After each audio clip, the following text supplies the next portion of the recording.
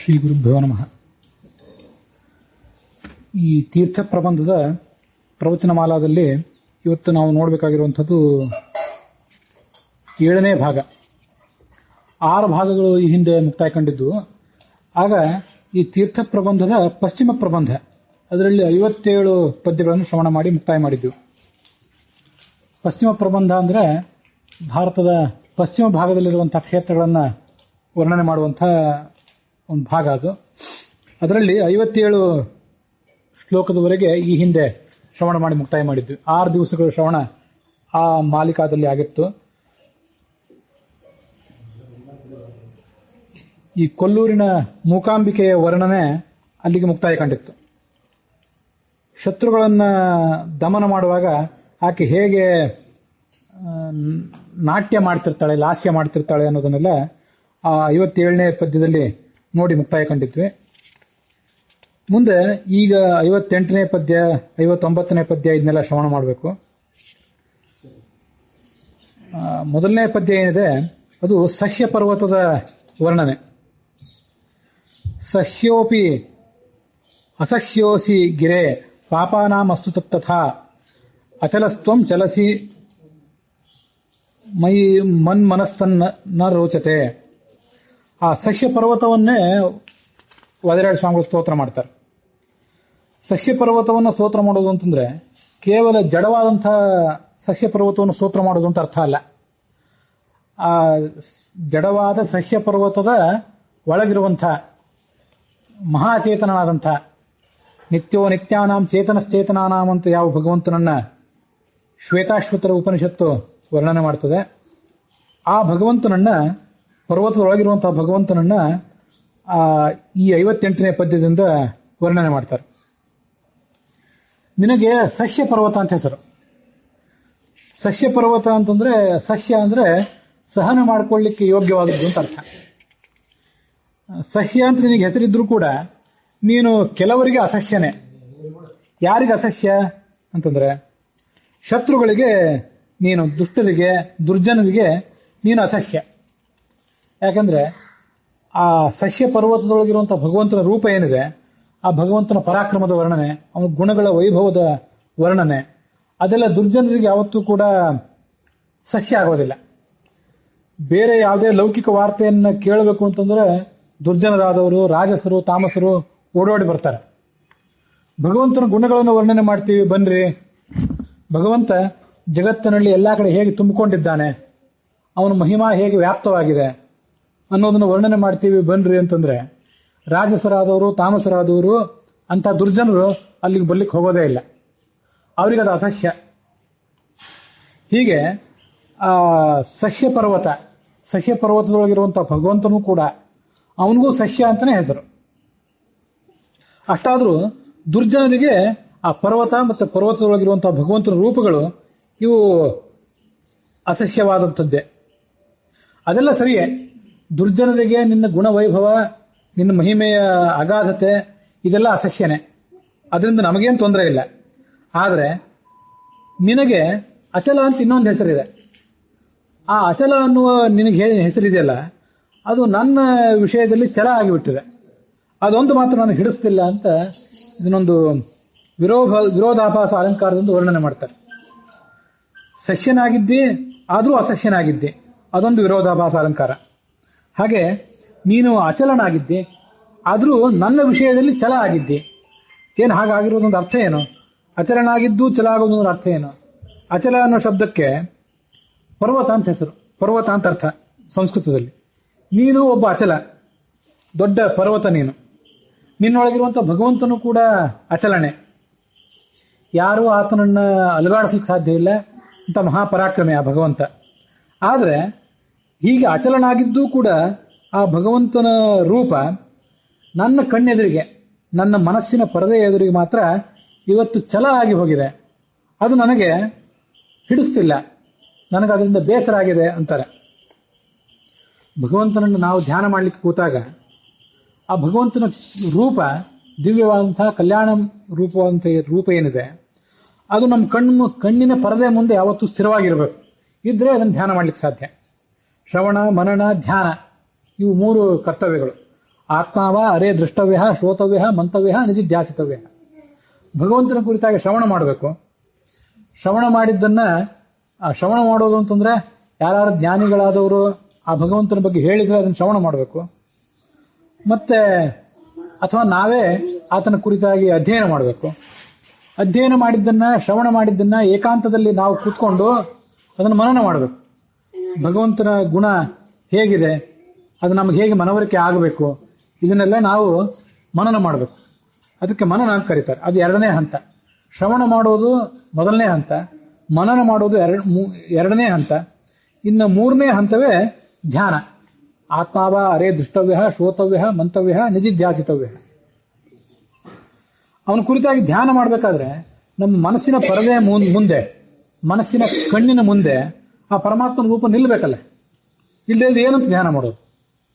ಶ್ರವಣ ಮಾಡಲಿಕ್ಕೆ ನಮ್ಮ ಮನಸ್ಸು, ಒಳಗಿನ ಮನಸ್ಸು ಒಂದು ವೇಳೆ ಸ್ಥಿರವಾಗಿ ಇಲ್ಲದೆ ಹೋದ್ರೂ ಕೂಡ ಆ ಭಗವಂತನ ಕುರಿತಾಗಿ ಯಾರು ಪ್ರವಚನ ಮಾಡ್ತಿದ್ರೆ ನಮ್ಮ ಕಿವಿ ಮೇಲೆ ಅದು ಬಿದ್ದೇ ಬೀಳ್ತಿರ್ತದೆ, ಅನಾಯಾಸವಾಗಿ ಬೀಳ್ತಿರ್ತದೆ.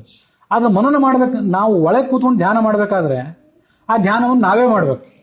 ಶ್ರವಣ ಇನ್ನೊಬ್ರು ಯಾರೋ ಮಾಡಿಸ್ತಿರ್ತಾರೆ, ಅವ್ರು ಅನಾಯಾಸವಾಗಿ ಏನೋ ಹೇಳ್ತಿರ್ತಾರೆ, ಅದು ನಮ್ಮ ಕಿವಿ ಮೇಲೆ ಬೀಳ್ತಿರ್ತದೆ.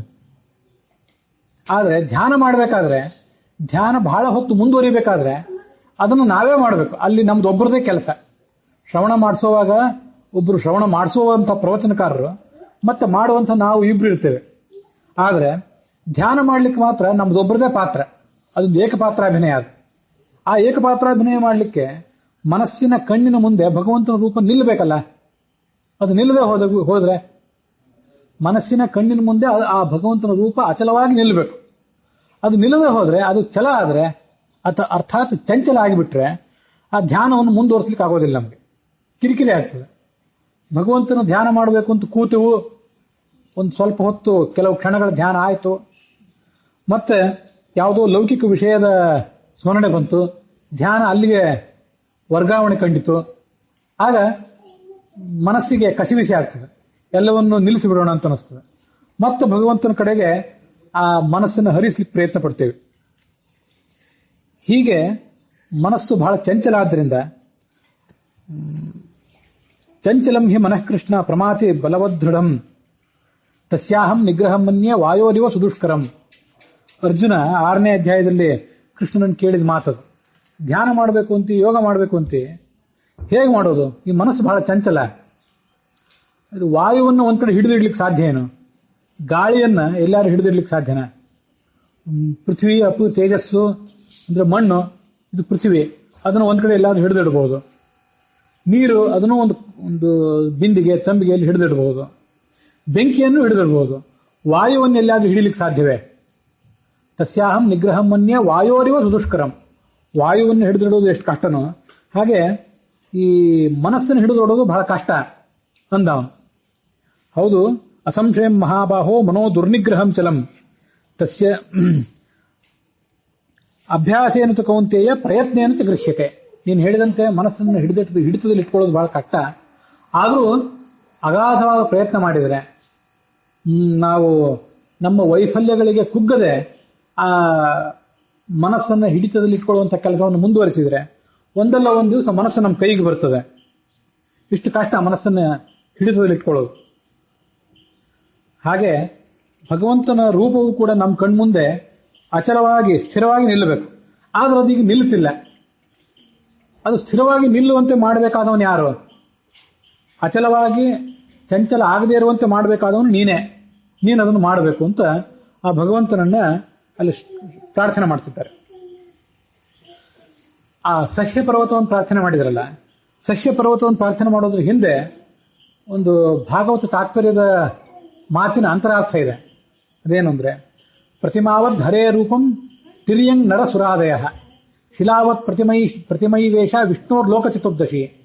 ನಾವೆಲ್ಲ ಪ್ರದಕ್ಷಿಣೆ ನಮಸ್ಕಾರ ಹಾಕಬೇಕು ಅಂತಂದ್ರೆ ದೇವಾಲಯಗಳಿಗೆ ಬರ್ತೇವೆ. ಅಲ್ಲಿರುವಂತಹ ಲೋಹದ, ಕಟ್ಟಿಗೆಯ ಅಥವಾ ಮಣ್ಣಿನ ಯಾವುದೋ ಒಂದು ವಿಗ್ರಹ, ಶಿಲೆಯ ವಿಗ್ರಹ, ಅದಕ್ಕೆ ಪ್ರದಕ್ಷಿಣೆ ನಮಸ್ಕಾರ ಹಾಕ್ತೇವೆ. ಅದಕ್ಕೆ ಪಂಚಾಮೃತ ಅಭಿಷೇಕ ಇತ್ಯಾದಿಗಳು ನಡೀತವೆ, ಮಂಗಳಾರತಿ ನಡೀತದೆ. ಅದೊಂದೇ ವಿಗ್ರಹ ಅಲ್ಲ, ಈ ಜಗತ್ತೆಲ್ಲವೂ ಪರಮಾತ್ಮನ ವಿಗ್ರಹವೇ. ಶಿಲಾವತ್ ಪ್ರತಿಮೈ ವೇಷ ವಿಷ್ಣೋರ್ ಲೋಕ ಚತುರ್ದಶಿ. 14 ಲೋಕಗಳೆಲ್ಲ ಏನಿವೆ ಅಲ್ಲ, ಈ 14 ಲೋಕಗಳೆಲ್ಲ ಭಗವಂತನಿಗೆ ಪ್ರತಿಮಾ ಇದ್ದಂತೆ.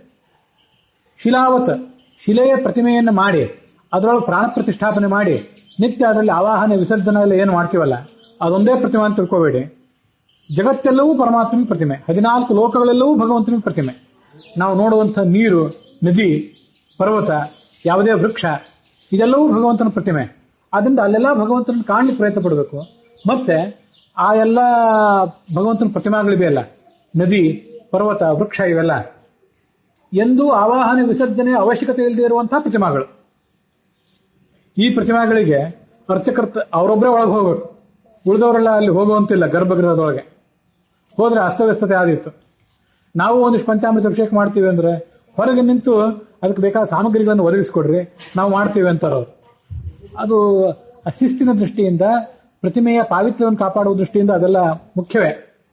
ಆದರೆ ಒಂದು ನದಿ, ವೃಕ್ಷ, ಒಂದು ಬೆಟ್ಟ, ಇಲ್ಲೆಲ್ಲ ಭಗವಂತನ ಸಾನ್ನಿಧ್ಯವನ್ನು ಕಾಣಲಿಕ್ಕೆ ಯಾರಿಗೂ ಹಿಂಜರಿಕೆ ಇಲ್ಲ. ಯಾರು ಅಲ್ಲಿ ಭಗವಂತನನ್ನು ಕಾಣಬಹುದು, ಅಲ್ಲಿ ಪ್ರದಕ್ಷಿಣೆ ಹಾಕಬಹುದು, ನಮಸ್ಕಾರ ಹಾಕಬಹುದು. ಆ ಥರ ಈ ಸಸ್ಯ ಪರ್ವತದಲ್ಲಿ ಭಗವಂತನ ಸಾನ್ನಿಧ್ಯವನ್ನು ಕಾಣ್ತಾರೆ. ನಮಗೆ ಇದು ಕೆಲವು ಅಪರೂಪದ ಸ್ಥಳಗಳಲ್ಲಿ ಕಾಣಿಸ್ತದೆ. ಈ ಉತ್ತರ ಪ್ರದೇಶದಲ್ಲಿ ಗೋವರ್ಧನ ಪರ್ವತ ಇದೆಯಲ್ಲ, ಆ ಗೋವರ್ಧನ ಪರ್ವತಕ್ಕೆ ಪ್ರದಕ್ಷಿಣೆ ಹಾಕ್ತಾರೆ. ಇಲ್ಲೆಲ್ಲಿ ಗರ್ಭಗುಡಿಯಲ್ಲಿ ಪ್ರದಕ್ಷಿಣೆ ಹಾಕ್ತೀವಲ್ಲ, ಗರ್ಭಗುಡಿ ಒಳಗಿರುವಂತಹ ಭಗವಂತನ ಪ್ರತಿಮೆಗೆ ಪ್ರದಕ್ಷಿಣೆ ಮಾಡಿದಂತೆ ಉತ್ತರ ಪ್ರದೇಶದಲ್ಲಿರುವಂತಹ ಗೋವರ್ಧನ ಗಿರಿ ಏನಿದೆಯಲ್ಲ, ಆ ಗಿರಿಗೆ ಪ್ರದಕ್ಷಿಣೆ ಹಾಕ್ತಾರೆ. ಅದೊಂದು ನಿರ್ದಿಷ್ಟ ಹುಣ್ಣಿಮೆ ದಿವಸ, ಕಾರ್ತಿಕ ಹುಣ್ಣಿಮೆಯೋ ಅದು ಯಾವುದೋ ಹುಣ್ಣಿಮೆ, ನನಗೆ ನೆನಪಿಲ್ಲ. ಆ ಪರ್ವತಕ್ಕೆ ಪ್ರದಕ್ಷಿಣೆ ಹಾಕ್ತಾರೆ. ಒಂದು 4-6 ಕಿಲೋಮೀಟರ್, 8-10 ಕಿಲೋಮೀಟರ್ ಪರ್ವತದ ವಿಸ್ತಾರ ಇದೆ. ಅಷ್ಟು ವಿಸ್ತೃತವಾದಂತಹ ಪರ್ವತಕ್ಕೆ ಪ್ರದಕ್ಷಿಣೆ ಹಾಕ್ತಾರೆ. ಉಳಿದ ಸಸ್ಯ ಪರ್ವತ, ಇವೆಲ್ಲ ಪರ್ವತಕ್ಕೆ ಪ್ರದಕ್ಷಿಣೆ ಹಾಕುವಂತಹ ರೂಢಿ ಇಲ್ಲದೆ ಇರಬಹುದು.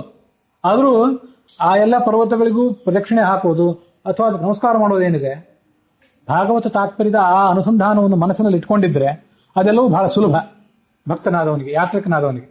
ಆ ಥರ 14 ಲೋಕಗಳೆಲ್ಲವೂ ಭಗವಂತನ ಪ್ರತಿಮೆ ಅಂತ ಏನು ಭಾಗವತ ತಾತ್ಪರ್ಯ ಹೇಳಿದೆ, ಅದರಂತೆ ಈ ಸಸ್ಯ ಪರ್ವತದಲ್ಲಿಯೂ ಕೂಡ ಸಸ್ಯ ಅನ್ನೋ ಹೆಸರಿನ ಅಥವಾ ಅಸಸ್ಯ ಅನ್ನೋ ಹೆಸರಿನ ಭಗವಂತ, ಎಲ್ಲ ಹೆಸರಿನಿಂದ ಅವನೇ ವಾಚ್ಯ. ಸಸ್ಯನೂ ಅವನೇ, ಅಸಸ್ಯನೂ ಅವನೇ, ಅಚಲನೂ ಅವನೇ, ಚಲನೂ ಅವನೇ. ನಮ್ಮ ಮನಸ್ಸಿನೊಳಗೆ ಆ ಭಗವಂತನ ಮೂರ್ತಿಯನ್ನು ನಿಲ್ಲಬೇಕಾಗಿದೆ. ಆ ನಿಲ್ಲಕ್ಕೆ ಪ್ರತಿಬಂಧಕವಾದ ಚಾಂಚಲ್ಯ ಏನಿದೆ ಅದನ್ನ ಆತನೇ ಹೊಡೆದಟ್ಟಬೇಕು. ಅದಕ್ಕಾಗಿ ಭಗವಂತನ ಆ ರೂಪವನ್ನ, ಆ ಸಸ್ಯ ಪರ್ವತ ಅಂತರ್ಗತವಾದ ರೂಪವನ್ನ ಇಲ್ಲಿ ವಾದಿರಾಜ ಸ್ವಾಮಿಗಳು ಆರಾಧನೆ ಮಾಡ್ತಾರೆ.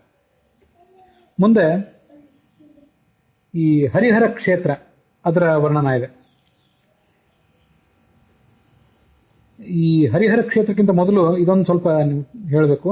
ಪಶ್ಚಿಮ ಘಟ್ಟ ಅಂತ ಕರೀತಾರೆ ಈ ಸಹ್ಯ ಪರ್ವತಕ್ಕೆ. ಸುಮಾರು 966 ಕಿಲೋಮೀಟರ್ ಉದ್ದ ಇರುವಂತಹ ಪರ್ವತ ಶ್ರೇಣಿ ಅದು. ಕೆಲವು ಕಡೆ ಅದರ ಪರ್ವತದ ಶಿಖರಗಳು ಸುಮಾರು 1,500 ಮೀಟರ್ ಎತ್ತರ, ಅಂದ್ರೆ 4,500 ಅಡಿಗಳಷ್ಟು ಎತ್ತರ ಇರುವಂತಹ ಶಿಖರಗಳಿವೆ. ಸುಬ್ರಹ್ಮಣ್ಯ, ಕೊಲ್ಲೂರು, ತಲಕಾವೇರಿ ಇವೆಲ್ಲ ಕ್ಷೇತ್ರಗಳಿರೋದು ಅಲ್ಲಿಯೇ.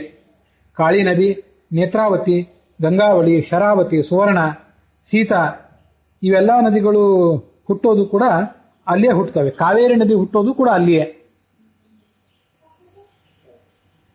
ಕೆಲವು ಪಶ್ಚಿಮಾಭಿಮುಖವಾಗಿ ಹರಿತವೆ. ಈ ಕಾಳಿ, ನೇತ್ರಾವತಿ, ಗಂಗಾವಳಿ ಇವೆಲ್ಲ ಮೊದಲಾದ ನದಿಗಳು ಪಶ್ಚಿಮ ಸಮುದ್ರಕ್ಕೆ ಹೋಗಿ ಸೇರ್ತವೆ. ಇನ್ನ ಅಲ್ಲೇ ಹುಟ್ಟುವಂತಹ ಮತ್ತೆ ಕೆಲವು ನದಿಗಳು ಕೃಷ್ಣ, ಕಾವೇರಿ, ತುಂಗಭದ್ರಾ ಮೊದಲಾದ್ದೆಲ್ಲ ಪೂರ್ವಾಭಿಮುಖವಾಗಿ ಹರಿದು ಕರ್ನಾಟಕದಿಂದ ಆಂಧ್ರಕ್ಕೆ ಹೋಗಿ ಆಂಧ್ರದಲ್ಲಿ ಆ ಸಮುದ್ರ ತೀರವನ್ನು ಸೇರ್ತವೆ. ಇದೆಲ್ಲದಕ್ಕೆ ಗೊತ್ತಿರುವಂಥದ್ದು. ಅಷ್ಟು ಪವಿತ್ರವಾದಂತಹ ಆ ಸಸ್ಯ ಪರ್ವತ ಅದು. ಇದೇ ಈ ಸಹ್ಯಾದ್ರಿಯಲ್ಲೇ ಹಿಂದೂ ಧರ್ಮವನ್ನ ಇತ್ತೀಚೆಗೆ ಆಪತ್ತಿಗೆ ಒಳಗಾಗಿದ್ದನ್ನು ರಕ್ಷಣೆ ಮಾಡಿದಂತಹ ಶಿವಾಜಿ, ಅವನು ಕೂಡ ಅಲ್ಲೇ ತನ್ನ ಕಾರ್ಯಕ್ಷೇತ್ರವನ್ನು ಮಾಡ್ಕೊಂಡಿದ್ದ. ಅಂಥವರೆಲ್ಲ ಭಗವಂತನ ಸನ್ನಿಧಾನಕ್ಕೆ ಪಾತ್ರರಾದಂತಹ ಅಂತ ದೊಡ್ಡ ದೊಡ್ಡ ವ್ಯಕ್ತಿಗಳು ಮಾಡಿದ ಲೀಲೆಗಳನ್ನ ನೆನಪು ಮಾಡ್ಕೊಳ್ಬೇಕು. ಮುಂದೆ ನಾವು ನೋಡೋದು ಹರಿಹರ ಕ್ಷೇತ್ರ. ಇದೆಲ್ಲಿದೆ ಅಂದ್ರೆ ತುಂಗಭದ್ರಾ ತೀರದ ಒಂದು ಕ್ಷೇತ್ರ. ಇದಕ್ಕೆ ಗುಹಾರಣ್ಯ ಅಂತ ಪ್ರಾಚೀನ ಒಂದು ನಾಮ. ಇಲ್ಲಿ ಲಿಂಗದಲ್ಲಿ ಹರಿಹರ ಇಬ್ರು ಕೂಡ ಪ್ರಕಟ ಆಗಿದ್ದಾರೆ. ಎಡಭಾಗದಲ್ಲಿ ವಿಷ್ಣುವಿನ ರೂಪ ಮತ್ತೆ ಬಲಭಾಗದಲ್ಲಿ ಶಿವನ ರೂಪ ಇರುವಂತಹ ಒಂದು ಸುಂದರವಾದಂತಹ ರೂಪ ಅದು. ಪರಶುರಾಮ ಕ್ಷೇತ್ರದಲ್ಲಿ ಶಂಕರನಾರಾಯಣ ಹೇಗೆ ಒಂದು ಹರಿಹರ ರೂಪ ಇದೆ, ಹಾಗೆ ಇದು ಕೂಡ ಹರಿಹರ ರೂಪ. ಆ ಶಂಕರನಾರಾಯಣ ಕ್ಷೇತ್ರದಲ್ಲಿ ಕೇವಲ ಲಿಂಗದಲ್ಲೇ ಭಗವಂತ. ಅಲ್ಲಿ ಇಲ್ಲಿ ಮಾತ್ರ ಈ ಶಿವನ ಮೂರ್ತಿಯೂ ಇದೆ, ವಿಷ್ಣುವಿನ ಮೂರ್ತಿಯೂ ಕೂಡ ಇದೆ. ವಿಷ್ಣು ಭಾಗದಲ್ಲಿ ಮೇಲ್ಭಾಗದಲ್ಲಿ ಚಕ್ರ ಇದೆ, ಆಮೇಲೆ ಕೆಳಹಸ್ತದಲ್ಲಿ ಈ ತ್ರಿಶೂಲ ಇದೆ. ಸ್ಕಂದ ಪುರಾಣದ ಮಹಾತ್ಮ್ಯದಲ್ಲಿ ಸ್ಕಂದ ಪುರಾಣದ ಒಂದ್ ಕಡೆ ಇದರ ಮಹಾತ್ಮ್ಯನೂ ಕೂಡ ಕಾಣಿಸ್ತದೆ. ಈ ತುಂಗಭದ್ರಾ ನದಿಯಲ್ಲಿ ಇಲ್ಲಿ ಬ್ರಹ್ಮತೀರ್ಥ, ಭಾರ್ಗವತೀರ್ಥ, ನೃಸಿಂಹತೀರ್ಥ, ಪಿಶಾಚಮೋಚನ ತೀರ್ಥ, ಗಾಲವತೀರ್ಥ, ಚಕ್ರತೀರ್ಥ, ರುದ್ರಪಾದತೀರ್ಥ, ಪಾಪನಾಶನ ತೀರ್ಥ ಮೊದಲಾದ 11 ತೀರ್ಥಗಳಿವೆ ಅಂತ ಆ ತುಂಗಭದ್ರಾ ನದಿಯನ್ನು ಅಲ್ಲಿ ವರ್ಣನೆ ಮಾಡ್ತಾರೆ. ಹರಿಹರ ಕ್ಷೇತ್ರ. ಮುರ ಪುರಹರ ಲಕ್ಷ್ಮೀ ಪಾರ್ವತಿ ಕೇಲಿ ಲೋಲ ಸ್ಫುರದಸಿತಾಂಗ ಅಸಸ್ಯ ಚಕ್ರ ತ್ರಿಶೂಲ ಪರತರ ಗುರುಮೂರ್ತೆ ಪಾವನಾಪಾರಕೀರ್ತೆ ಹರಿಹರ ತವ ಪಾದಾಂ ಭೋಜಯುಗ್ಮಂ ನತೋಸ್ಮಿ. ಈ ಒಂದು ಶ್ಲೋಕದಿಂದ, ಒಂದೇ ಶ್ಲೋಕದಲ್ಲಿ ಶಿವನನ್ನ ಮತ್ತು ವಿಷ್ಣುವನ್ನ ಏಕಕಾಲದಲ್ಲಿ ವಾದಿರಾಜ ಸ್ವಾಮಿಗಳು ಸ್ತೋತ್ರ ಮಾಡ್ತಾರೆ. ಮುರ ಪುರಹರ, ಈ ಕೃಷ್ಣ ಮುರಹರ, ಮುರಾರಿ, ಮುರ ಅನ್ನುವ ಚಕ್ರ ರಾಕ್ಷಸನನ್ನ ನರಕಾಸುರನನ್ನು ಕೊಲ್ಲುವ ಸಂದರ್ಭದಲ್ಲಿ ನಾಶ ಮಾಡಿದವನು, ಅದೆಲ್ಲರಿಗೂ ಗೊತ್ತಿದೆ. ಈ ಶಿವ ಏನಿದ್ದಾನೆ ಅವನು ಪುರಹರ, ತ್ರಿಪುರಾರಿ ಅಂತ. ಕಬ್ಬಿಣದ, ಬಂಗಾರದ, ಬೆಳ್ಳಿಯ 3 ನಗರಗಳಿದ್ದವು. ಆ ನಗರಗಳಲ್ಲಿ ರಾಕ್ಷಸರಿದ್ರು, ತ್ರಿಪುರಾಸುರರು ಅಂತಲೂ ಅವರಿಗೆ ಹೆಸರು. ಅವ್ರನ್ನೆಲ್ಲ ನಾಶಪಡಿಸಿದವನು ಈ ಶಿವ. ಅದಕ್ಕಾಗಿ ಅವನಿಗೆ ಪುರಹರ ಅಂತ ಕರೀತಾರೆ. ಈ ವಿಷ್ಣು ಲಕ್ಷ್ಮೀ ಕೇಲಿ ಲೋಲ, ಲಕ್ಷ್ಮಿಯ ಜೊತೆಗೆ ವಿಲಾಸದಲ್ಲಿ ಮಗ್ನನಾಗಿರ್ತಾನೆ. ಶಿವ ಪಾರ್ವತಿ ಜೊತೆಗೆ ವಿಲಾಸದಲ್ಲಿ ಮಗ್ನನಾಗಿರ್ತಾನೆ. ಸ್ಫುರದ ಅಸಿತ ಸಿತಾಂಗ, ಈ ಕೃಷ್ಣ ಅಂದ್ರೆ ವಿಷ್ಣು ಅಸಿತ, ಕಪ್ಪು ಬಣ್ಣದ, ಹೊಳೆಯುವ ಕಪ್ಪು ಬಣ್ಣದ ಕಾಂತಿ ಇದ್ದವನು. ಮತ್ತೆ ಶಿವ ಸಿತಾಂಗ, ಹೊಳೆಯುವಂತಹ ಬಿಳಿ ಬಣ್ಣದ, ಕರ್ಪೂರ ಗೌರಮ್ ಅಂತ ಅವನು ವರ್ಣನೆ ಮಾಡ್ತಾರೆ. ಕರ್ಪೂರದಂತೆ ಬಿಳಿಯಾದಂಥ ಬಣ್ಣ ಆ ಶಿವಂದು. ಅಸಸ್ಯ ಚಕ್ರ ತ್ರಿಶೂಲ, ವಿಷ್ಣು ಕೈಯಲ್ಲಿ ಚಕ್ರ ಹಿಡಿದಿದ್ದಾನೆ. ವಿಷ್ಣು ಮತ್ತು ಕೃಷ್ಣ ಇಬ್ರು ಕೂಡ. ಶಿವ ಕೈಯಲ್ಲಿ ತ್ರಿಶೂಲ ಹಿಡಿದಿದ್ದಾನೆ. ಇದು ಅಸಸ್ಯ, ಶತ್ರುಗಳಿಗೆ ಇದನ್ನು ಗೆಲ್ಲಕ್ಕೆ ಸಾಧ್ಯ ಇಲ್ಲ, ಚಕ್ರ ಮತ್ತು ತ್ರಿಶೂಲಗಳನ್ನ. ಪರತರ ಗುರುಮೂರ್ತೆ, ಈ ವಿಷ್ಣು ತಾರತಮ್ಯ ಕಕ್ಷಾದಲ್ಲಿ ಅತ್ಯಂತ ಜ್ಯೇಷ್ಠ ಸ್ಥಾನದಲ್ಲಿರುವಂಥವನು. ಸಾ ಕಾಷ್ಠಾ ಸಾ ಪರಾಗತಿ, ಇಂದ್ರಿಯೇಭ್ಯ ಪರಾಹ್ಯರ್ಥ, ಅರ್ಥೇಭ್ಯ ಪರಮನಃ, ಮನಸಸ್ತು ಪರಾಬುದ್ಧಿ, ಬುದ್ಧೇರಾತ್ಮ ಮಹಾಂತರಃ, ಮಹತಃ ಪರಮವ್ಯಕ್ತಂ ಅವ್ಯಕ್ತಾತ್ ಪುರುಷಃ ಪರಃ, ಪುರುಷಾನ್ನ ಪರಂ ಕಿಂಚಿತ್ ಸಾ ಕಾಷ್ಠಾ ಸಾ ಪರಾಗತಿ ಅಂತ ಕಾಟಕೋಪನಿಷತ್ತು. ಆ ಪ್ರಕೃತಿಗಿಂತ ಉತ್ತಮನಾದ ಪುರುಷ ಏನಿದ್ದಾನಲ್ಲ, ಪರಮಪುರುಷ, ಅವನು ತಾರತಮ್ಯ ಕಕ್ಷಾದಲ್ಲಿ ಅತ್ಯಂತ ಶ್ರೇಷ್ಠ. ಅದಕ್ಕೆ ಅವನನ್ನು ಪರತರ ಅಂತ ವರ್ಣನೆ ಮಾಡ್ತಾರೆ. ಈ ಶಿವ ಏನಿದ್ದಾನೆ ಇವನು ಪರಮಾತ್ಮ, ಲಕ್ಷ್ಮೀದೇವಿ, ಚತುರ್ಮುಖ ಮುಖ್ಯ ವಾಯುಗಳು, ಸರಸ್ವತಿ ಭಾರತೀಯರು, ಇವರನ್ನು ಹೊರತುಪಡಿಸಿದರೆ ಉಳಿದೆಲ್ಲ ದೇವತಾಗಣದಲ್ಲಿ ಅತ್ಯಂತ ಶ್ರೇಷ್ಠ ಸ್ಥಾನದಲ್ಲಿರುವಂಥವನು ಈ ಶಿವ. ಪಾವನಾಪಾರ ಕೀರ್ತೆ, ಭಗವಂತನ ಕೀರ್ತಿಯೂ ಕೂಡ ನಮ್ಮನ್ನು ಪಾವನಗೊಳಿಸುವಂಥದ್ದು, ಮತ್ತೆ ಅಪಾರವಾದಂಥ ಕೀರ್ತಿ. ಹಾಗೆ ಶಿವನ ಕೀರ್ತಿಯೂ ಕೂಡ. ಹರಿಹರರೇ ಹರಿಹರ ತವ ಪಾದಾಂಬೋಧಯುಗ್ಮಂ ನತೋಸ್ಮಿ, ನಿಮ್ಮ ಪಾದ ಕಮಲಗಳಿಗೆ ನಾನು ನಮಸ್ಕಾರ ಮಾಡ್ತಿದ್ದೇನೆ ಅಂತ ಅವರು ಸ್ತೋತ್ರ ಮಾಡ್ತಾರೆ. ಶಿವನ ಸ್ತೋತ್ರ ಕೇಳಿದ್ವಿ. ಏನು ಸ್ಫೂರ್ತಿ ಇರ್ಬೋದು ವಾದಿರಾಜ ಸ್ವಾಮಿಗಳಿಗೆ ಆ ಶಿವನ ಸ್ತೋತ್ರವನ್ನ ಮತ್ತು ವಿಷ್ಣುವಿನ ಸ್ತೋತ್ರವನ್ನು ಏಕಕಾಲದಲ್ಲಿ ಮಾಡಲಿಕ್ಕೆ? ರುದ್ರಾಧ್ಯಾಯ ಅವರಿಗೆ ಸ್ಫೂರ್ತಿ ಇರಬಹುದು, ಹಾಗೇನು ಅವ್ರು ಹೇಳ್ಕೊಂಡಿಲ್ಲ. ರುದ್ರಾಧ್ಯಾಯವೂ ಕೂಡ ಏಕಕಾಲದಲ್ಲಿ ಶಿವನ, ಮುಖ್ಯ ಪ್ರಾಣನ ಮತ್ತು ಪರಮಾತ್ಮನ ಮಹಿಮಾವನ್ನು ಹೇಳುವಂಥದ್ದು. ವೇದಗಳಿಗೆ ಕನಿಷ್ಠ 3 ಅರ್ಥ, ಇನ್ನೂ ಹೆಚ್ಚಿನ ಅರ್ಥಗಳೇ ಇವೆ, ಕನಿಷ್ಠ 3 ಅರ್ಥ ವೇದಗಳಿಗೆ. ಹಾಗೆ ರುದ್ರಾಧ್ಯಾಯಕ್ಕೂ ಕೂಡ ರುದ್ರ ಪರವಾಗಿ ಶಿವನ ಕುರಿತಾಗಿ ಒಂದರ್ಥ, ಮುಖ್ಯ ಪ್ರಾಣನ ಕುರಿತಾಗಿ ಅವನ ಅಂತರ್ಗತನಾದ ಮುಖ್ಯ ಪ್ರಾಣನ ಕುರಿತಾಗಿ ಒಂದರ್ಥ, ಮತ್ತೆ ಅವನ ಅಂತರ್ಗತನಾದಂಥ ನರಸಿಂಹರೂಪಿಯಾದ ಭಗವಂತ ಅವನ ಕುರಿತಾಗಿ ಮತ್ತೊಂದರ್ಥ. ಇವು ವೇದದಲ್ಲಿವೆ. ಋಗ್ವೇದದ, ಯಜುರ್ವೇದದ ರುದ್ರಾಧ್ಯಾಯ ಅದನ್ನು ವರ್ಣನೆ ಮಾಡ್ತದೆ. ಹೀಗೆ ಆ ರುದ್ರಾಧ್ಯಾಯದ ಸ್ಫೂರ್ತಿ ಇದ್ದಿರಬಹುದು ವಾದಿರಾಜ ಸ್ವಾಮಿಗಳಿಗೆ, ಒಂದೇ ಶ್ಲೋಕದಿಂದ ಆ ಶಿವನನ್ನ ಮತ್ತು ವಿಷ್ಣುವನ್ನು ಇಬ್ಬರನ್ನು ಕೂಡ ವರ್ಣನೆ ಮಾಡಲಿಕ್ಕೆ. ರುದ್ರಾಧ್ಯಾಯವನ್ನು ಯಾಕೆ ನೆನಪು ಮಾಡ್ಕೊಂಡೆ ಅಂತಂದ್ರೆ, ನಾಳೆ ಸತ್ಯಧರ್ಮ ಸ್ವಾಮಿಗಳ ಆರಾಧನೆ. ಸತ್ಯಧರ್ಮ ಸ್ವಾಮಿಗಳು ಭಾಗವತಕ್ಕೆ ವ್ಯಾಖ್ಯಾನ ಮಾಡಿದವರು. ಎಷ್ಟೋ ಅತ್ಯಂತ ರಸಭರಿತವಾದ ಶ್ಲೋಕಗಳನ್ನು ರಚನೆ ಮಾಡಿದವರು. ಮತ್ತೊಂದು ಅವರ ದೊಡ್ಡ ಕೊಡುಗೆ ನಮಗೆ ಅಂತಂದ್ರೆ ರುದ್ರಾಧ್ಯಾಯದ ನಮಕ ಮತ್ತು ಚಮಕಗಳಿಗೆ ಅವರು ಮಾಡಿದಂತಹ ವ್ಯಾಖ್ಯಾನ. ಆ ರುದ್ರಾಂತರ್ಗತನಾದ ಮುಖ್ಯ ಪ್ರಾಣಾಂತರ್ಗತನಾದ ಭಗವಂತನನ್ನ ನಮಸ್ಕರಿಸುವಂತಹ ಭಾಗಕ್ಕೆ ನಮಕ ಅಂತ ಕರೀತಾರೆ. ಅದಕ್ಕೆಲ್ಲ ಅವರು ವ್ಯಾಖ್ಯಾನ ಮಾಡಿದ್ದಾರೆ.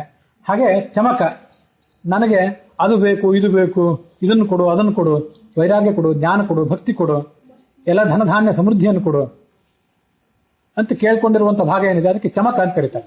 ಅಲ್ಲಿ ಮೇಲಿನ ಮೇಲೆ ಚ ಚ ಚ ಅಂತ ಬರೋದ್ರಿಂದ ವಾಜಶ್ಚಮೆ, ಪ್ರಥವಶ್ಚಮೆ, ಪ್ರಯತಿಶ್ಚಮೆ ಅಂತ ಹೀಗೆ ಬರೋದ್ರಿಂದ ಅಂಶುಶ್ಚಮೆ, ರಶ್ಮಿಶ್ಚಮೆ, ರಾಹಾಭ್ಯಶ್ಚಮೆ, ಧಿಪತಿಶ್ಚಮೆ ಅಂತ ಎಲ್ಲ ಕಡೆ ಚ ಚ ಅಂತ ಬರೋದ್ರಿಂದ ಅದಕ್ಕೆ ಚಮಕ ಅಂತ ಕರೀತಾರೆ. ಅದಕ್ಕೆಲ್ಲ ವ್ಯಾಖ್ಯಾನ ಮಾಡಿದವರು ಸತ್ಯಧರ್ಮ ಸ್ವಾಮಿಗಳು. ದ್ರಾಪೆ ಅಂಧಸಸ್ಪತೆ ದರಿದ್ರನ್ ನೀಲಲೋಹಿತ ಯೇಷಾಂ ಪುರುಷಾಣಾಂ ಯೇಷಾಂ ಪಶೂನಾಂ ಮಾಭೇರ್ಮಾರೋ ಯೇಷಾಂ ಕಿಂಚ ನಾಮಮತ. ದ್ರಾಪೆ, ಅಂಧಸಸ್ಪತೆ ಅನ್ನುವ ಎಲ್ಲ ಶಬ್ದಗಳಿಂದ ಮತ್ಸ್ಯ, ಕೂರ್ಮ, ವರಾಹ, ನೃಸಿಂಹಾದಿ ರೂಪಗಳಿರುವಂತಹ ಭಗವಂತನನ್ನು ಅವರು ವರ್ಣನೆ ಮಾಡ್ತಾರೆ, ಹಾಗೆ ವ್ಯಾಖ್ಯಾನ ಮಾಡ್ತಾರೆ ಸತ್ಯಧರ್ಮ ಸ್ವಾಮಿಗಳು. ದರಿದ್ರನ್, ದಟ್ಟ ದರಿದ್ರನೇ, ಬಡವನೇ ಅನ್ನೋ ಶಬ್ದದಿಂದ ವಾಮನನನ್ನ ವರ್ಣನೆ ಮಾಡ್ತಾರೆ. ನೀಲಲೋಹಿತ, ರುದ್ರಾಂತರ್ಗತನಾಥ ನರಸಿಂಹನೇ ಅಂತ ಅವನು ವರ್ಣನೆ ಮಾಡ್ತಾರೆ. ಹೀಗೆ ಆ ರುದ್ರಾಧ್ಯಾಯಕ್ಕೆ ಸತ್ಯಧರ್ಮ ಸ್ವಾಮಿಗಳು ಮಾಡಿದಂತಹ ವ್ಯಾಖ್ಯಾನ ಏನಿದೆ ಅದು ಚಮಕ ಮತ್ತು ನಮಕಗಳಿಗೆ ಅವರು ಮಾಡಿದಂತಹ ವ್ಯಾಖ್ಯಾನ. ಅದನ್ನು ಕೂಡ ಈ ಸಂದರ್ಭದಲ್ಲಿ ನೆನಪು ಮಾಡ್ಕೊಂಡಂಗಾಯ್ತು. ಮತ್ತೊಂದು ಸಂತೋಷ ಸಂಗತಿ ಏನಂತಂದ್ರೆ, ನಮ್ಮ ಈ ಶ್ರೀ ಕ್ಷೇತ್ರದ ಅರ್ಚಕರಾದಂತಹ ಪಾಂಡುರಂಗಾಚಾರ್ಯ ಪೂಜಾರ್ ಅವರು 13ನೇ ಇಸ್ವಿಯಲ್ಲಿ ಒಂದ್ಸರಿ ನಾನು ಅವರು ಅಲ್ಲಿ ರುದ್ರನ ಎದುರು ಕೂತಿದ್ದಾಗ ಈ ರುದ್ರಾಧ್ಯಾಯವನ್ನು ಕನ್ನಡೀಕರಿಸಬೇಕಾಗಿದೆ ಅಂತ ನನಗೆ ಆಲೋಚನೆ ಬಂತು. ನನಗೂ ಈ ಆಲೋಚನೆ ಬಹಳ ದಿವಸದಿಂದ ಇದೆ, ಅದನ್ನ ಕನ್ನಡೀಕರಿಸಿರಿ ಅಂತ ಅವರು ಕೂಡ ಹೇಳಿದರು. ಅದನ್ನೆಲ್ಲ ಕನ್ನಡೀಕರಿಸಿಯೂ ಆಯಿತು, ಆಂಗ್ಲೀಕರಿಸಿಯೂ ಆಯಿತು. ಆದ್ರೆ ಅದರಲ್ಲಿ ಒಂದು ಭಾಗ ನಮಗೆ ಕಬ್ಬಿಣದ ಕಡಲೆ ಆಗಿತ್ತು. ಮೀಮಾಂಸಾದ ಕುರಿತಾಗಿ ಒಂದು ಭಾಗ, ಅಂಶುಷ್ಟಮೆ, ರಶ್ಮಿಷ್ಟಮೆ, ರಾಭ್ಯಷ್ಟಮೆ ಅಂತ ಒಂದು ಭಾಗ. ಅದೊಂದು ಭಾಗ ಮಾಡ್ಲಿಕ್ಕೆ ಆಗಿರ್ಲಿಲ್ಲ. ಹಿರಿಯ ವಿದ್ವಾಂಸರಿಗೆ, ಎಷ್ಟೆಷ್ಟೋ ಜನ ವಿದ್ವಾಂಸರಿಗೆಲ್ಲ ಅದನ್ನು ಹೇಳಿದ್ದೆವು, ಆಗಿರ್ಲಿಲ್ಲ. ಅದು ಇವತ್ತಿನ ದಿವಸ ಆ ಎಲ್ಲ ಅದನ್ನ ಕನ್ನಡೀಕರಿಸುವ ಭಾಗ ಒಂದು ಕಾರ್ಯವು ಕೂಡ ಮುಕ್ತಾಯ ಆಯಿತು ಇವತ್ತೇ. ಅದಕ್ಕೆ ತುಂಬಾ ತೊಂದರೆಗಳಿದ್ವು. ಅನೇಕ ವಿದ್ವಾಂಸರು ಅದಕ್ಕೆ ಬೇಕಾದ ಮಾಹಿತಿಗಳೆಲ್ಲ ಕೊಟ್ಟರು. ಮಾಹಿತಿಗಳೆಲ್ಲ ಕೊಟ್ಟಾದ್ಮೇಲೆ ಅದನ್ನು ಕನ್ನಡದಲ್ಲಿ ಬರೆಯುವಂತ ಕೆಲಸ ಇವತ್ತು ಮುಕ್ತಾಯ ಆಗಿದೆ. ಇನ್ನು ಅದನ್ನ ಸ್ವಲ್ಪ ತಿದ್ದುಪಡಿ ನೋಡಿ ನಾಳಿನ ದಿವಸ ಅದನ್ನ ಮುದ್ರಣಕ್ಕೂ ಕೂಡ ಕಳಿಸ್ಬೇಕು.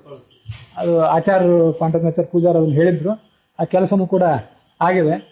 ಸಾಧ್ಯವಾದ್ರೆ ನಾಳೆನೇ ಅದನ್ನು ಪ್ರಿಂಟ್ ಮಾಡಬೇಕು ಅಂತ ಆಲೋಚನೆ ಇತ್ತು. ಆದ್ರೆ ಅದಕ್ಕೆ ಬೇಕಾದ ಮಾಹಿತಿಯೆಲ್ಲ ನಮ್ಗೆ ಸಿಗೋದು ಬಹಳ ತಡ ಆಯ್ತು. ಅದು ಯಾರ್ದು ತಪ್ಪಲ್ಲ, ಆ ಮಾಹಿತಿ ಅಷ್ಟೇ ಕಷ್ಟಕರವಾಗಿಯೂ ಕೂಡ ಇತ್ತು.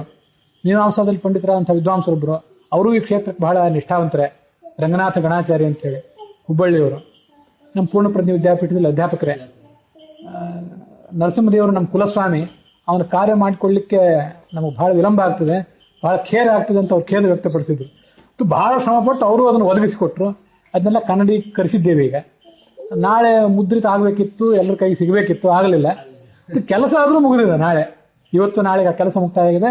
ಇನ್ನು ಪಾಂಡುರಂಗಾಚಾರ್ಯರು ತಮ್ಮ ಕರ್ತೃತ್ವ ಶಕ್ತಿಯಿಂದ ಅದನ್ನು ಮುದ್ರಿತ ಮಾಡಿ ಎಲ್ಲ ಭಾಗವತರ ಕೈಗೆ ಅದನ್ನು ಒದಗಿಸುವ ಕೆಲಸ ಮುಂದೆ ಮಾಡ್ತಾರೆ. ಆ ರುದ್ರನ ಶ್ಲೋಕ ಇಲ್ಲಿ ಬಂದಿದ್ದರಿಂದ ಅದನ್ನೆಲ್ಲ ಹೇಳಬೇಕಾಯ್ತು. ಸತ್ಯಧರ್ಮ ಸ್ವಾಮಿಗಳ ಕುರಿತಾಗಿ ಕೆಲವು ಅವರ ಮಹಿಮೆಯ ವರ್ಣನ, ಅವರು ಮಾಡಿದಂತಹ ಜ್ಞಾನ ಕಾರ್ಯದ ವರ್ಣನ, ಅದನ್ನೆಲ್ಲ ಈ ಸಂದರ್ಭದಲ್ಲಿ ನೆನಪು ಮಾಡ್ಕೊಳ್ಬೇಕಾಯ್ತು. ಹೀಗೆ ರುದ್ರಾಧ್ಯಾಯದಲ್ಲಿ ಆ ಇಡೀ ರುದ್ರಾಧ್ಯಾಯ ಹೇಗೆ ರುದ್ರನನ್ನ, ಅವನಂತರ್ಯಾಮಿಯಾದ ಮುಖ್ಯ ಪ್ರಾಣನನ್ನ, ಅವರಂತರ್ಯಾಮಿಯಾದ ನರಸಿಂಹನನ್ನು ವರ್ಣನೆ ಮಾಡ್ತದೆ ಅನ್ನೋದು ವಾದಿರಾಜ ಸ್ವಾಮಿಗಳಿಗೆ ಸ್ಫೂರ್ತಿದಾಯಕ ಆಗಿರಬೇಕು.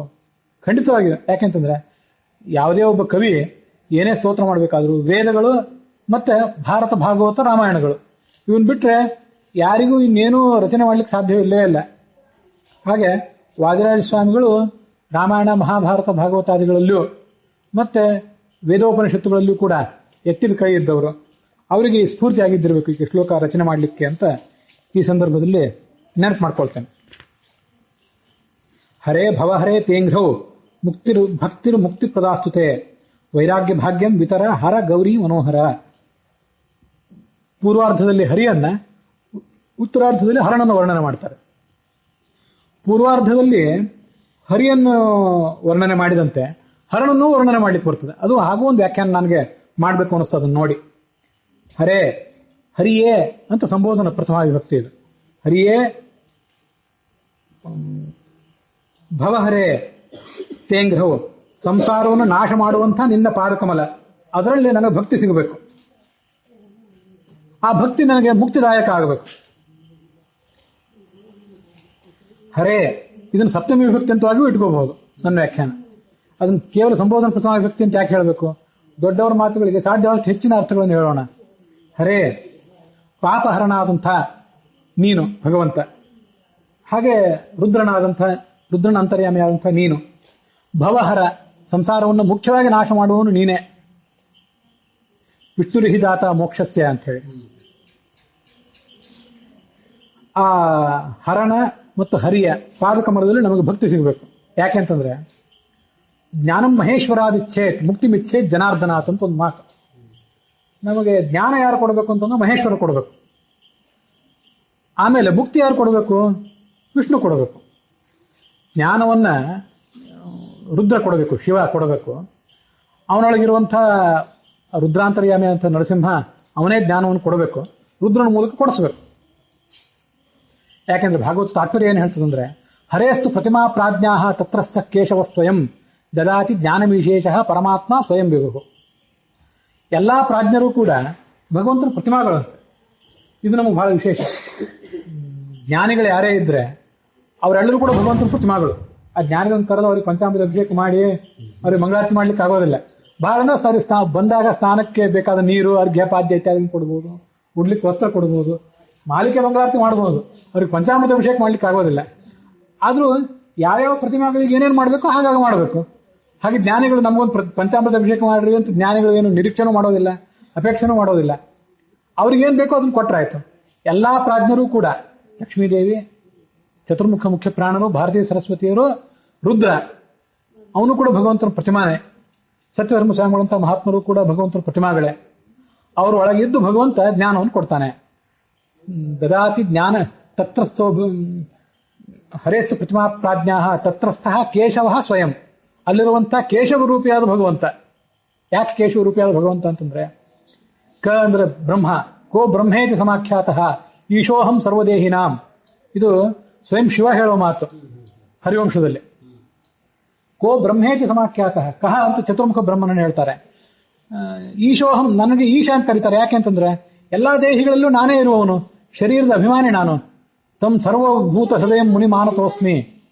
ಎಲ್ಲರ ಶರೀರದಲ್ಲಿರುವಂಥವನೇ ಶರೀರ ಪುರುಷ ಅಂತ ಕರೆಸ್ಕೊಂಡಿರುವಂಥವನೇ ಶಿವ. ಚತ್ವಾರ ಪುರುಷ ಆಯ್ತು ಬಾಧ್ವ ಐತರಿಯ ಉಪನಿಷತ್ತು. ಬಾಧ್ವ ಅಂದ್ರೆ ಮುಖ್ಯ ಪ್ರಾಣ. ಅವನು ಹೇಳ್ತಾನಂತೆ 4 ಜನ ಪುರುಷರಿದ್ದಾರೆ. ಶರೀರ ಪುರುಷ, ಛಂದಃ ಪುರುಷ, ಸಂವತ್ಸರ ಪುರುಷ, ವೇದ ಪುರುಷ. ಶರೀರ ಪುರುಷ ಅಂದ್ರೆ ಶಿವ, ಛಂದಃ ಪುರುಷ ಅಂತಂದ್ರೆ ಶೇಷ, ಮತ್ತೆ ಸಂವತ್ಸರ ಪುರುಷ ಅಂತಂದ್ರೆ ಮುಖ್ಯ ಪ್ರಾಣ ಚತುರ್ಮುಖ, ಮತ್ತು ವೇದ ಪುರುಷ ಅಂತಂದ್ರೆ ಗರುಡ. ಹೀಗೆ 4 ಜನ ಪುರುಷರಿದ್ದಾರೆ. ಅದ್ರಲ್ಲಿ ಶರೀರ ಪುರುಷ ಅಂದ್ರೆ ಈ ಶಿವ.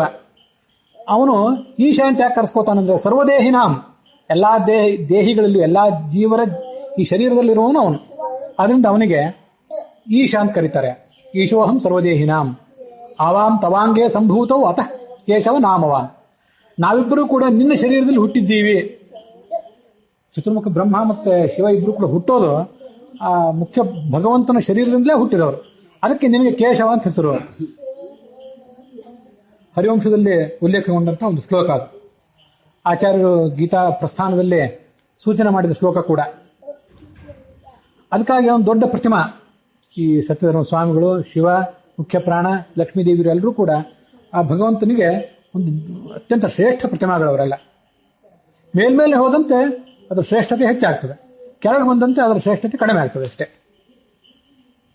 ವೈರಾಗ್ಯ ಭಾಗ್ಯಂ ವಿತರ, ಅವನು ವೈರಾಗ್ಯಕ್ಕೆ ಅಧಿಪ ಈ ಶಿವ. ವೈರಾಗ್ಯಾಭಿಮಾನಿಯಾದವನು ರುದ್ರ. ಪೀಠ ಪೂಜಾದಲ್ಲಿ ಅವನು ಹಾಗೆ ವರ್ಣನೆ ಮಾಡ್ತೇವೆ, ವೈರಾಗ್ಯಾಭಿಮಾನಿನೇ ಶಿವಾಯ ನಮಃ ಅಂತೇಳಿ. ಗೌರಿ ಮನೋಹರ, ಗೌರಿಗೆ ನೀನು ಮನೋಹರನಾದವನು, ಗೌರಿಯ ಮನ ಗೆದ್ದವನು ಶಿವ. ಗೌರಿ ಅಂತಂದ್ರೆ ಲಕ್ಷ್ಮೀದೇವಿ ಕೂಡ, ಅವಳ ಮನ ಗೆದ್ದವನು ವಿಷ್ಣು. ಅವನು ನಮಗೆ ಈ ಶಿವನೊಳಗೆ ಅಂತರ್ಯಾಮಿಯಾಗಿ ನಿಂತು ಆ ವೈರಾಗ್ಯವನ್ನು ಕೊಡಬೇಕು. ಇಲ್ಲಿಗೆ ಈ 60ನೇ ಶ್ಲೋಕ ನೋಡೋದ್ರೊಳಗೆ ಇವತ್ತಿನ ಈ ಭಾಗ ಮುಕ್ತಾಯ ಕಂಡಿದೆ. ಅದು ಆ ಸತ್ಯಧರ್ಮ ಸ್ವಾಮಿಗಳ ಅಂತರ್ಯಾಮಿಯಾದಂಥ, ಗೌರಿ ಮನೋಹರನಾದಂಥ, ಶಿವನ ಅಂತರ್ಯಾಮಿಯಾದಂಥ, ಭಾರತೀಯ ಮುಖ್ಯ ಪ್ರಾಣಾಂತರ್ಗತನಾದ ಲಕ್ಷ್ಮೀ ನರಸಿಂಹ ಆತ ಸರ್ವಶಬ್ದ ಪ್ರತಿಪಾದ್ಯ, ವಿಶೇಷವಾಗಿ ರುದ್ರಾಧ್ಯಾಯದಿಂದ ಕೂಡ ಪ್ರತಿಪಾದ್ಯ. ಆ ಲಕ್ಷ್ಮೀ ನರಸಿಂಹನಿಗೆ ಈ ಭಾಗ ಅರ್ಪಿತ ಆಗಿದೆ. ಶ್ರೀ ಲಕ್ಷ್ಮೀ ನರಸಿಂಹಾರ್ಪಣಮಸ್ತು.